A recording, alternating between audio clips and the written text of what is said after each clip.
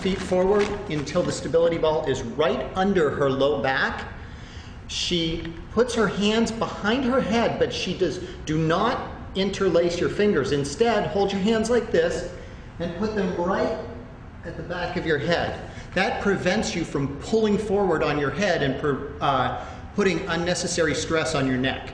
Now, before Julia starts out, the first thing we always do in performing a crunch is you want to draw the belly button in slightly. So you draw the belly button in and tighten the abdominal muscles. That engages those core muscles. Then we crunch, lift upwards and come back down. Julia then again draws in the abdomen, and she lifts her shoulders off the ball and comes back down. Because of the ball supporting her low back, she is able to extend back just a little bit more than if she were on a flat surface. And in addition to that, she can come up as far as about a 45-degree angle with her upper back up at a 45-degree angle. Anything beyond that is excessive. When you're doing abdominal crunches, you'll want to do 5, 10, 15, 20, however many repetitions are correct for your fitness level. The last exercise worked Julia's abdominal muscles, the rectus abdominis and the obliques on the side. This exercise is for the back extensor muscles that help us keep good posture, as well as the glutes. What this exercise is called it's called a back extension. The back extension starts with Julia with her abdomen right on the stability ball. So she's actually supporting herself on the stability ball right at her abs.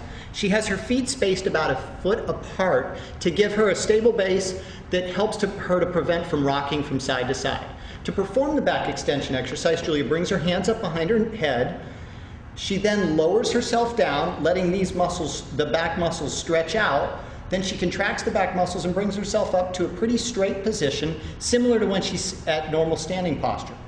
She then lowers herself back down and extends back up to a pretty straight position of normal back extension. Then the glutes are working as well to help her pull up into this position. She's going to lower herself back down. Notice that Julia does not go into an extreme hyperextension position. When you go into that extreme hyperextension position, you put a lot of pressure on the discs of the low back and the vertebrae of the low back. We already have enough low back issues in our society and in daily life, so we don't need to increase our chances for those.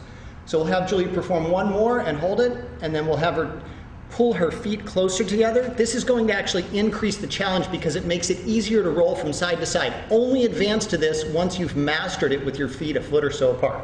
We'll have her drop back down and extend back up, and drop back down and extend back up.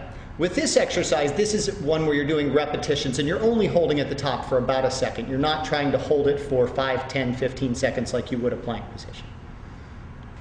Our third exercise is a plank. There are a variety of different plank exercises that you can do. This one is a supine plank because she's lying on her back with her feet on a stability ball. If you'll notice, first of all, Julia actually has her calves are the primary point of contact with the stability ball. She is lying with her hips, back, shoulders, arms, and head all on the ground. Throughout the exercise, her shoulders, arms, and head are going to stay in contact with the ground. Her back and hips will actually rise up. To start the plank exercise, Julia is going to draw her belly button down slightly, engaging the core musculature. Then she's going to contract her hip extensors, the hamstrings, the glutes, the back, and lift her body up into a plank position. A plank position is a straight line, essentially, from your shoulders, in this case, to her calf muscles, which are the point of contact with the stability ball. You can challenge yourself in two ways with the plank exercise. One of them is to do repetitions, which Julia will do right now, holding them for 1 to 2 seconds and dropping back down. Each time engaging the core musculature first by drawing the belly button in slightly, lifting up, holding, and then coming back down. We'll have her do one more repetition. The second way is to go into the plank position and challenge yourself to hold it for 5 seconds, build up to 10 seconds, and progress forward. Now we'll have Julia drop down here for a second. If you want to then increase the challenge of the exercise further, we can move the stability ball out so that now Julia's heels are on the stability ball. This makes the plank longer. So now we'll have Julia engage the abdominal muscles and the core musculature, pull up into the plank position, and now you can see that the ball's wobbling a little bit more because now her feet are right on the ball. We'll have her come back down, We'll have her engage, contract the abdomen, pulling the belly button down, lifting up into a plank position and holding it. Anytime you're doing any exercise, from the plank to the crunches to the back extension or any other exercise you do, once you can no longer perform the exercise with correct form, you're done.